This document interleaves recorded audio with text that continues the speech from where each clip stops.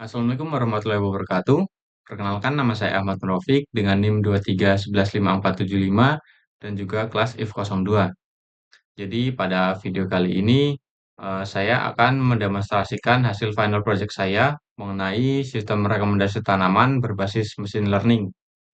Langkah pertama di sini saya memuat library standar seperti Pandas untuk manipulasi data, Seaborn untuk visualisasi, dan juga Skitlearn untuk pemodelan. Di sini saya juga menggunakan Joblib untuk penyimpanan model nanti. Untuk dataset yang saya gunakan, di sini saya menggunakan dataset publik dari Kaggle yang bernama crop recommendation.csv, yang dimana dataset ini berisi parameter tanah seperti nitrogen, fosfor, kalium, temperatur, humidity, pH, dan juga rainfall.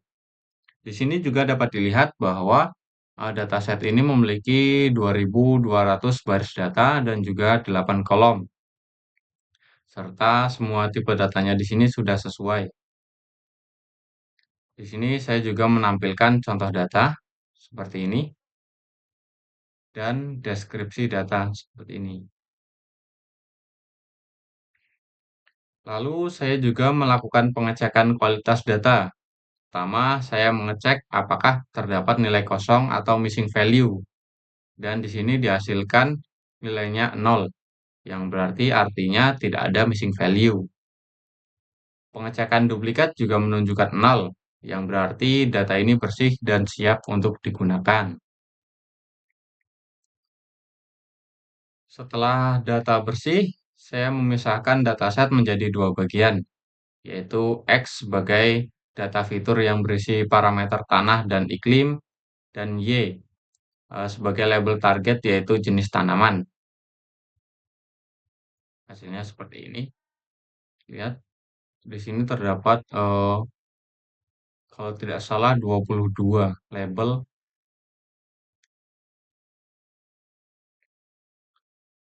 Lalu selanjutnya sebelum masuk ke pemodelan, saya melakukan analisis visual. Pertama, pada heatmap korelasi. Kita bisa melihat ada korelasi yang cukup kuat antara fosfor dan juga kalium. Ini memberikan insight bahwa kedua nutrisi ini seringkali memiliki pola yang beriringan. Lalu yang kedua di sini pada histogram kita bisa melihat distribusi pH tanah yang cenderung normal seperti lonceng ini, sedangkan curah hujan atau rainfall memiliki distribusi yang miring, di mana beberapa tanaman membutuhkan curah hujan yang sangat tinggi, terpisah dari mayoritas data. Lalu agar model bekerja lebih efisien, saya melakukan seleksi fitur menggunakan metode statistik ANOVA dengan select base. Bisa dilihat di sini, eh, fitur K dan humidity memiliki skor tertinggi, yang artinya sangat berpengaruh dalam membedakan jenis tanaman. Lalu berdasarkan ranking ini, saya mengambil 5 fitur teratas, yaitu seperti K, humidity, P, N, dan juga rainfall. Untuk fitur suhu dan pH, saya eliminasi karena skornya relatif rendah. Ini temperatur dan pH.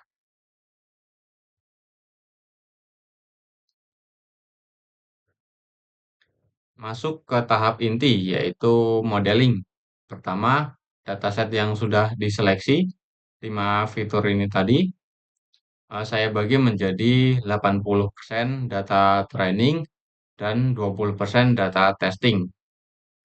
Lalu algoritma yang saya gunakan adalah Random Forest Classifier dengan 100 trees. Kenapa algoritma ini saya pilih? Karena eh, algoritma ini memiliki ketangguhan dalam menangani klasifikasi multi-kelas dan juga data non-linear.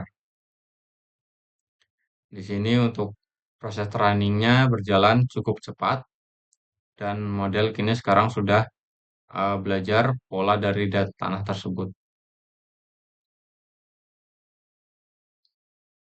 Setelah model dilatih, saya melakukan proses prediksi menggunakan data testing.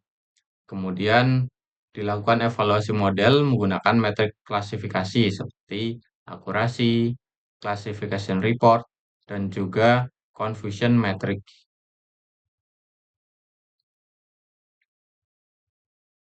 Tahap ini bertujuan untuk melihat performa model secara keseluruhan.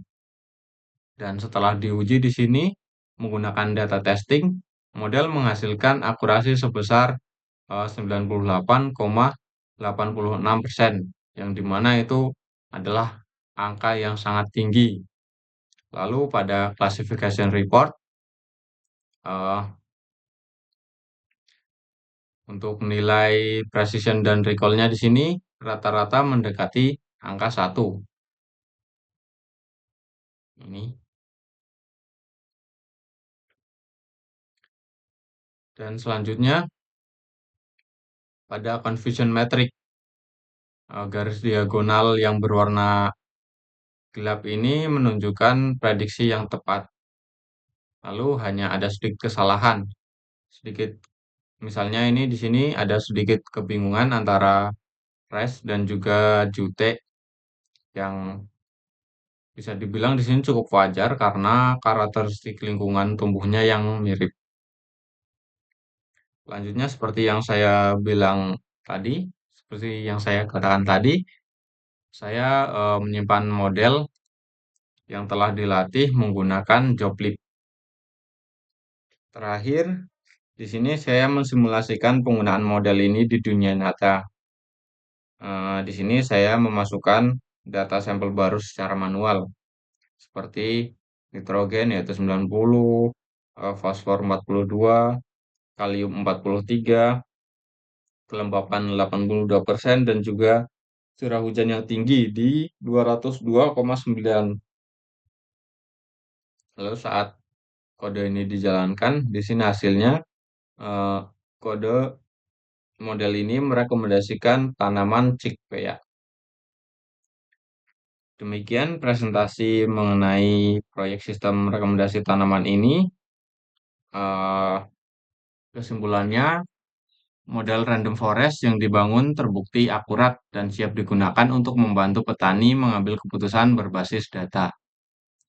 Saya kira cukup sekian saja dari saya. Wassalamualaikum warahmatullahi wabarakatuh.